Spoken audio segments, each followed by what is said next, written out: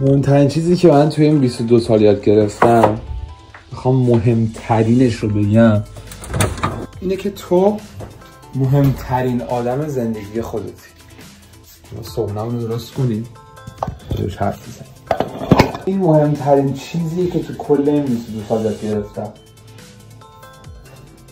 این که من مهمترین آدم زندگی خودم و آدم اگه واقعا اینو بفهمه و طبقش عمل کنه میبینه که چقدر زندگیش فرق میکنه. به خاطر اینکه خیلی واقعا منطقیه دیگه، یعنی هیچ کسی نبوده که اندازه خودمون با همون بوده باشه، از بچگی، از قبل، از گذشته. هیچ کسی نبوده که تو تمام سختی با همون باشه، تو تمام خوبی با همون باشه، از اولش تا آخرش. و تنها کسی که میدونیم که تا آخر زندگی با همونه، نه ازدواج کنیم طرف ممکن بمیره، اعضای خانواده‌مون بالاخره یه روزی یا ما میمیریم یا اونا میمیرن، ولی خودمون تا لحظه آخر با هم دیگه ایم، یعنی با خودمون. و خب رابطه با خودمون خیلی رابطه عجیبیه، به خاطر اینکه ما نمیتونیم خودمون رو عوض کنیم، یعنی بریم تو بدن یکی دیگه یا خودمون مثلا رابطه با خودمون رو قطع کنیم یا از اینجور کارا. و به خاطر همین هر اشتباهی که کنیم مجبوریم که خودمون رو ببخشیم و باید با این چیزی که هستیم کنار بیایم. تا آخر عمر باید سعی کنیم با این بدن و این ذهنی که داریم کنار بیاییم و باهاش زندگی کنیم و دوستش داشته باشیم. و مهمترین رابطه خودمون با خودمون، به خاطر اینکه هیچ کسی نیستش که همیشه با ما باشه، تنها خودمونیم که همیشه با خودمون. و باید با رابطه با خودمونو مهمترین رابطه دنیا بدونیم و سعی کنیم که اونو درستش کنیم.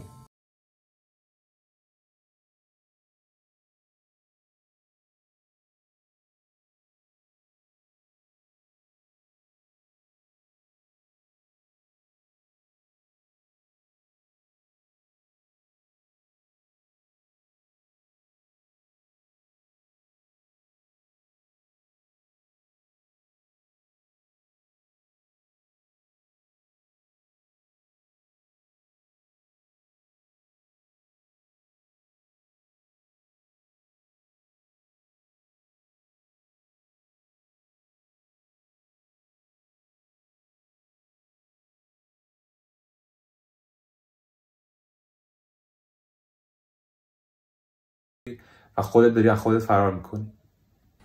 تا این حاضر شو بریم یه ویدیو ببینیم توی یوتیوب.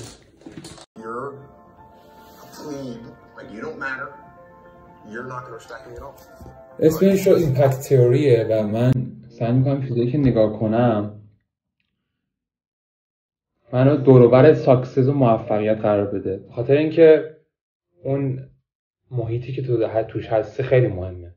چیزایی که نگاه میکنی، مسائلی که بهش فکر میکنی، همه اینا روی اون ذهن تو، ذهنیت تو، کارهایی که انجام میدی تاثیر میذاره. واسه همین سعی میکنم تا جایی که میتونم خودم رو با کتاب و با اشخاص موفقی که راه رفتن خودم رو کنار اونا قرار بدم، به خاطر اینکه واقعا حرف درستی که اگه کنار 9 نفر آدم موفق باشی تو میشی دهمیش و کنار 9 نفر آدم مثلا معتاد باشی تو میشی دهمیش. واسه همین سعی میکنم تا جایی که میتونم ذهنیت و اون طرز فکری که این آدمای موفق دارن رو به خودم بگیرم و یادشون بگیرم.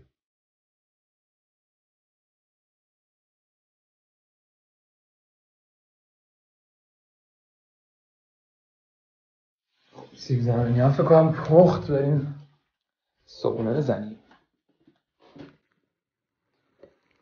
پخته. این از صبحونه ما، این هم ویتامین B کمپلکس و منیزیمه. بریم دوباره سری ویدیو. خب این شوه بیشتر واسه اینه که ذهنیت هم آماده شه با ایده‌های مختلف و ذهنیت‌های مختلف آشنا شم که موفقیت چجوریه. ولی این آنلاین کورس واسه یادگیری مرحله کارهایی که من میخوام توی رشته و حوزه خودم انجام بدم. خب این یه آنلاین کورسیه که مثل یه کلاس آموزشی میمونه و دارم یاد میگیرم که چجوری مرحله کاری که دارم انجام بدم. و خب خیلی مهمه دیگه، به خاطر اینکه آدم به جای اینکه خودش با آزمون و خطا بخواد مسیر طولانی رو بره، میتونه از یه آدمی که 20 سال اون مسیر رفته، اون چالش‌های مسیر رو میدونه، اون اشتباهات رایج رو میدونه یاد بگیره و سرعتش رو چندین برابر کنه. پس بریم که یکم هم آنلاین کورس.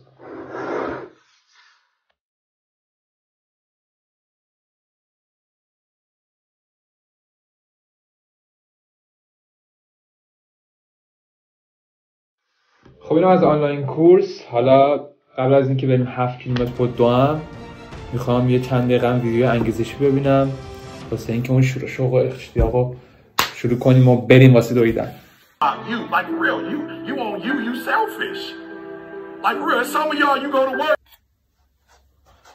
خب آماده دویدن، یکم کششی و نرمشی بریم گرم کنیم. فردا میشه 22 سالم و دومین درسی که گرفتم تمام 22 سال، از بزرگترین درسایی که گرفتم این بود که من مسئول همه چیز توی زندگی من. یعنی هر چه اتفاقی تو زندگی بیفته مهم نیستش که تقصیر کیه، مهم نیستش که چرا این اتفاق پیش اومده.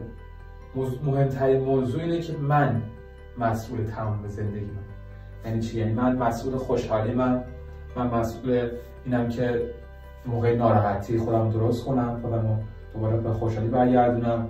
من مسئول اینم که اگه یکی بهم بدی میکنه، یکی بهم خیانت میکنه، هر کاری که میکنه اون طرف کارشو کرده، تقصیر اونه، تقصیر منه، تقصیر هر کی هست. مسئول منم که خودمو درست کنم و زندگیمو درست کنم.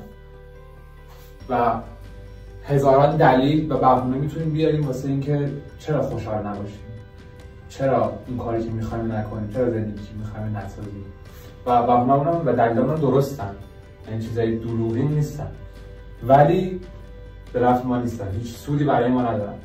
و ما فقط باید به این برسیم که مسئولیت تمام کار به دوش خودمونه و به این حجم از مسئولیت پذیری که بخوایم برسیم ببینیم که دیگه هیچ جلوگارمون نیست. از این مدت اون احساس قدرتی که میکنیم میبینیم که دیگه هیچی جلوگارمون نیستش که بخواد جلومون رو بگیره، چون هر اتفاقی که بیفته ما مسئولیم که درستش کنیم و با این مسئولیت پذیری خیلی خیلی اتفاقای خوب میفته.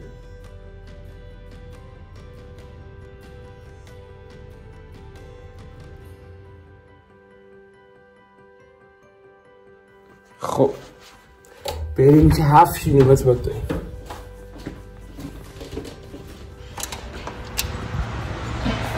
بارونه هست، هوا میچسبه دویدن. بریم که شروع کنیم به دویدن. همزمان دارم آدیو بوک گوش میدم، کتاب Can't Hurt Me از دیوید گاگینز. Toughest man on the planet. دویدیه شکم خیلی درد میکنه، اصلا روز خوبی نیست بسی دویدن، ولی میتونیم برمونه بیامه. کیلومتر 4 دهنم صاف شده، ولی باید به درد عادت کنم، باید به این شکم درد عادت کنم، مغزم قوی کنم که میرسیم به دست 3 که تو این 22 سال یاد گرفتم. اونم اینه که هدف کل زندگی تو تغییر میده. هر هدفی تو میذاری کل زندگی تو تغییر میده. من یهو هدف‌ها رو گذاشتم که سپتامبر 2021 یه ماراتون بزنم. از اون به بعد هویتم آیدنتیتی شد یه دونده. همون لحظه که هویتم رو مثل دونده کردم شروع کردم خودم مثل دونده دیدم، مثل دونده رفتار کردن، غذای سالم‌تری خوردم، خواب بیشتری خوابیدم، شوتن تمرین دویدن و با همین کارا اینقدر این ادامه میدی جزئی از هویتت میشه. انگار همینی که همیشه بودی. و وقتی که جزء توی مغزت میره دیگه نمیتونی کاری جزء انجام بدی و عادت میکنی به سختی، عادت میکنی اون هدف.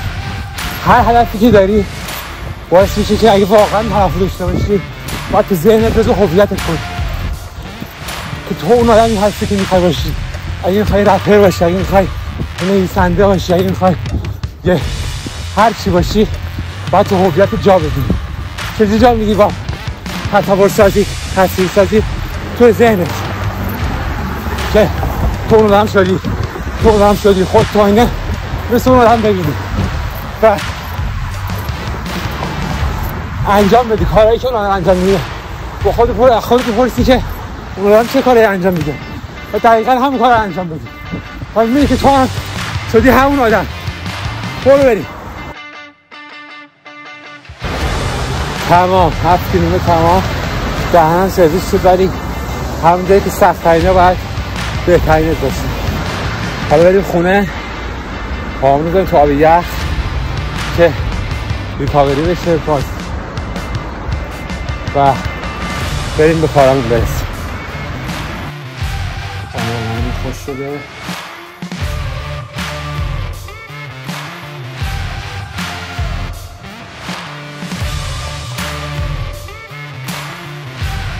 انرژی خیلی کم شده، یه دونه استیکر زن میزنیم که انرژیمون رو برگردونه. آب یخ حالا میریم 10 دقیقه تا یه رو فقط از اینجا پایین تو آب یخ. اصلا اون لحظه مغزت نمیخواد انجامش بده ولی باید انجامش بدی که اینجا رو قوی کنی. خب یه 10 دقیقه توی وان آب یخ بودیم، بعدش یه دوش گرفتیم، الان یه استراحت ریز بکنیم بعدش بریم سراغ کار بارمون.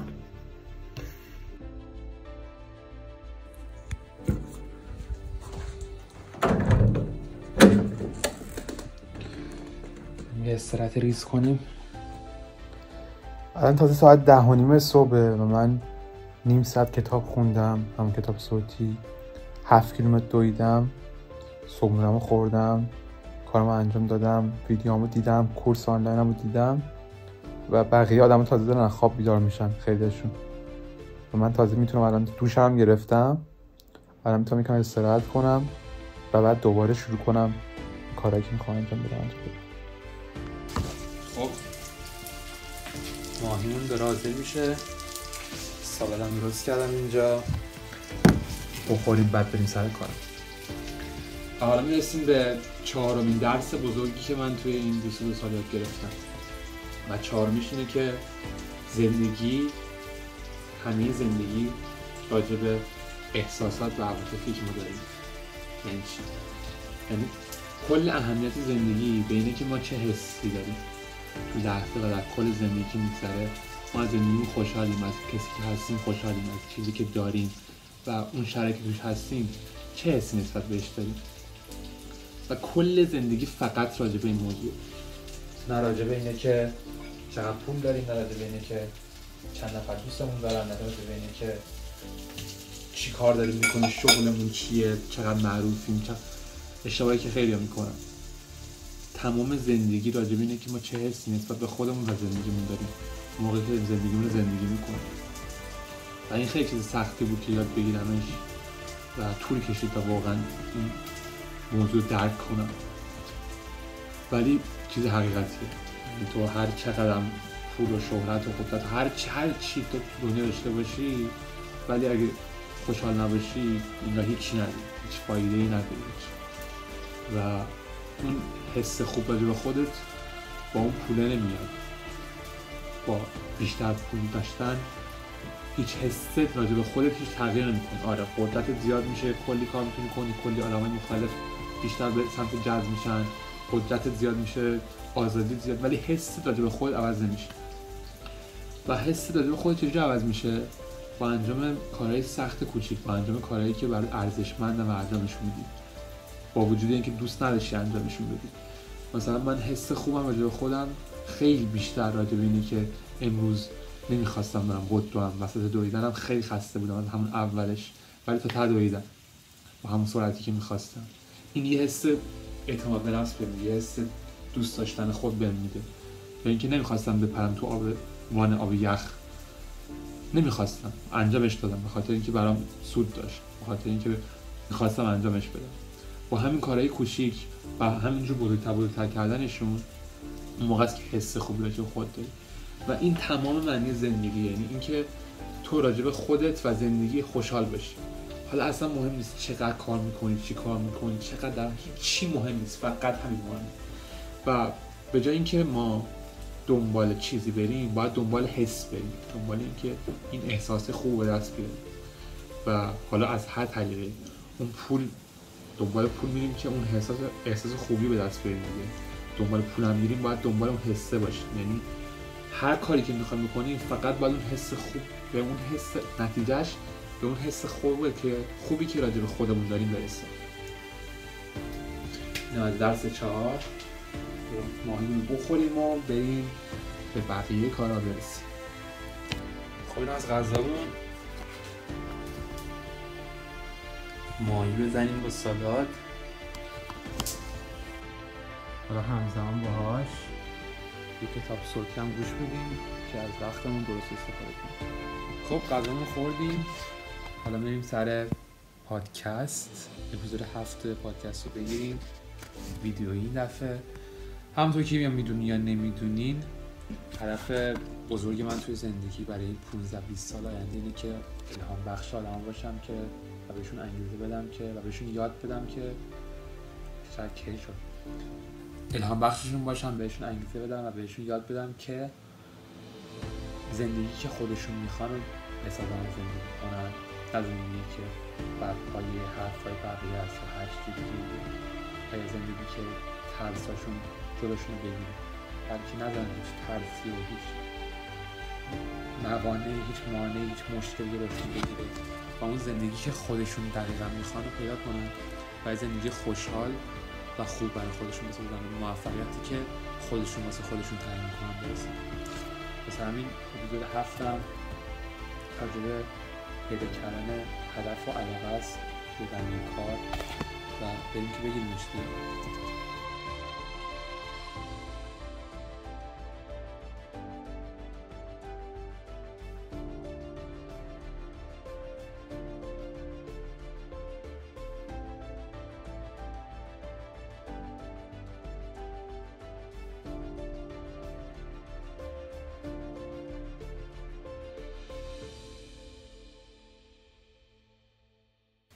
خب اینم از این اپیزود تموم شد، گرفتمش ولی دهنم صاف شد، چقدر سخت بود تو ویدیو حرف زدن. بعد خب دیگه هدف همینه دیگه، باید سختیشو بکشی. اینم از دم و دستگاه ما رخت پنکن. اینم از پادکست اپیزود 7. 2 ساعتی طول کشید گرفتنش، خیلی زمان بود و جونمو گرفت. یه ذره استراحت میکنیم و میریم دوباره سراغ کارهای بعدی. حالا که استراحت میکنیم با استراحت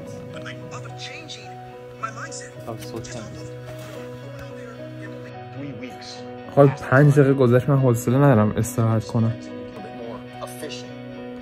باید یه چی ببینم، یه چی یاد بگیرم، بهتر شم.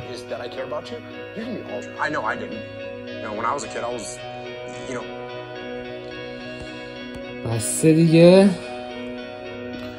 خب حالا یه ویدیو کال 30 دقیقه‌ای دارم با یکی از فالوورها، صحبت می‌کنیم راجع به هدف‌هاش و برنامه‌هاش و اینا. یه جور مثل کوچینگ میمونه دیگه. گفتم هدفی که من دارم اینه که بقیه یاد بدم و کمک کنم و اینا و کلاً اون شغلم میخوام همین باشه. واسه همین میخوام تمرین کنم، میخوام یاد بگیرم قبل از اینکه به عنوان شغل بشه تمرینش کنم، یادش بگیرم، مشکلات آدم‌ها رو بشناسم و روش بهتر بشم. مثلا دارم نیم ساعت ویدیو کار کنیم باش، ببینیم که دردش چیه. خب 30 دقیقه ویدیو کال کردم، چیزایی که میدونستم و جوری که میتونستم کمکش کنم بهش گفتم. الان ساعت نزدیکای 4 و بریم که باید یه مودممو پس بدم، یه مودم جدید بگیرم واسه اینترنتم، بعدش برم کلاس رانندگی و بعدش برم خونه و توی اون یه جایی حالا درس 5م میگم. خب ما داریم میریم مودم رو پس بدیم و بریم کلاس رانندگی. میخواستم قبل از اینکه درس بزرگ 5م بگم که چقدر از زندگی شکرگزارم الان که چقدر جای خوبی هستم. اینجوری نبوده همیشه برام، خیلی موقعی بوده که خیلی ناراحت بودم، اعتماد نفسم خیلی خیلی پایین بوده و با خودم اصلا حال نمی کردم. برام کلا سخت بوده خیلی چیزا و خیلی خوشحالم که ازشون رد شدم توی این سالهای اخیر، ردشون کردم این سختی ها رو و الان جاییم که هستم. 22 سالمه و یعنی داره فردا میشه و کلی خوشحالم از اینکه زندم و شانسی داشتم که تو این چند ماه شروع کنم به تولید محتوا کردن و کلی پیام‌های خوب بگیرم از اینکه زندگی‌های من عوض کردی، زندگی من عوض کردی، باعث شدی این کارو کنم، باعث شدی ورزش کنم، باعث شدی اینجوری فکر کنم و خب خیلی این حس خوبیه که تجربه کردنش واقعا یکی از بهترین حسایی که میتونی تجربه کنی که یکی بیاد بگه که تو زندگی من عوض کردی. اونم با چه کاری؟ با نه خیلی سنی آدم گذشته، نه خیلی کار خاصی کردم، فقط با یه سری پست‌ها منتشر کردن تونستم این تغییر بذارم و کلی هم تو راه، کلی تغییر بیشتر، کلی پست‌های بیشتر، کلی محتوای مهمتر، کلی دارم یاد میگیرم. هر روز دارم از دیروزم بهتر میشم و هر روز دارم دیروزم خوشحال‌تر میشم و خوشبخت‌تر میشم و همینه زندگی، همینه مهمی زندگی، همینه. الانم خیلی جای خاصی نیستم، نه خیلی پول زیادی دارم، نه خیلی زندگی لاکچری خاصی دارم، ولی خب همون احساس هست که دنبالشی، کاملا خوشحال، کاملا راضی، ولی هیچ وقت خانه نه. همین میریم واسه بهتر شدن هر روز و هر روز. الان امروز کتاب خوندم، ورزش کردم، کلاس آنلاین رفتم، ایده‌های جدید گرفتم، دارم یه دونه ولاگ درست میکنم، کار خودم که تولید محتواست انجام دارم میدم.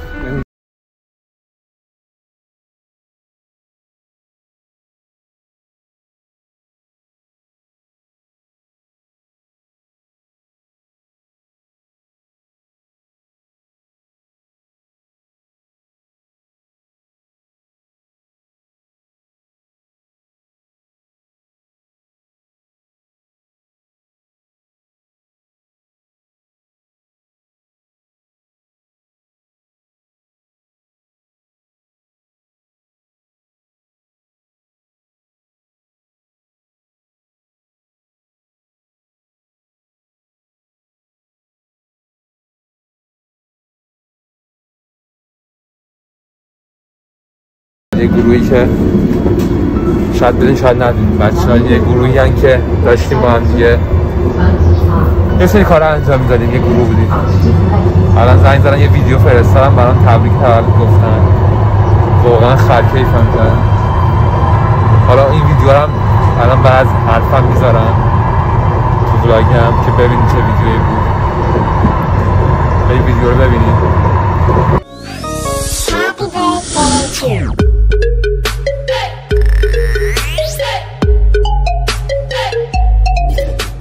امروز 21 آبان 99 تولد کسیه که زندگی رو برامون زنده که و مثل یک کسی هوامونو داشت تا یادمون نره که ما میتونیم. تولدت مبارک.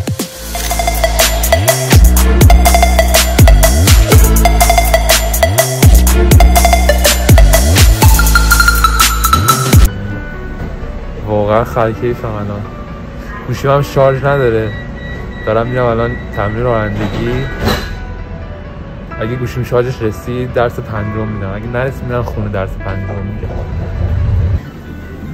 دوباره داشتم ویدیو رو میدیدم، با خودم فکر کردم که واقعا اگه من اون ترسایی که داشتم قبل از اینکه بخوام شروع کنم به این کارا، قبل از اینکه بخوام مطالبی که میخوام پخش کنم، واقعا چقدر تاثیرم میتونست کمتر بشه و چقدر خوشحالم که این کاری کردم و چقدر آدمایی هستن که میخوان خیلی کارا بکنن ولی اون ترسه هیچ وقت نمیذاره که انجامش بدم و چقدر ترسناکی که من اگه این کارشون نمیکردم. چقدر آدمای دیگه هم هستن که اون چیزی که میخواستن هیچ وقت شروع نکردن و به دنیا اومدن مردن.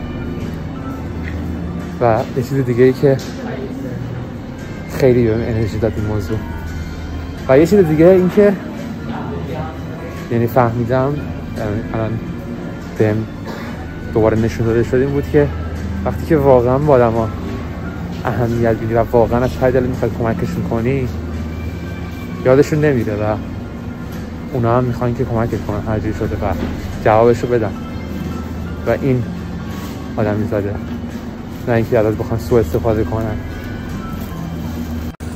شیکاکو بزنیم.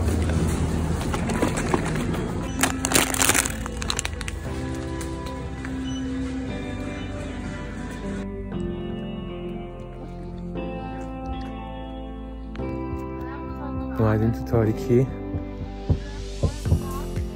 رانندگی یاد بگیریم، گوهرها رو بگیریم. خب رسیدم خونه، گوشیم خاموش شد تو راه. الان ساعت اینجا 9:10 است، تو ایران تقریبا ساعت 12 و ساعت 12 تولدم میشه. مطمئنا یه سری آدما تبریک میگن اون موقع.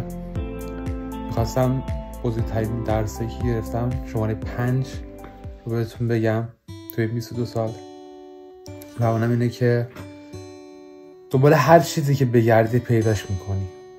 یعنی چی؟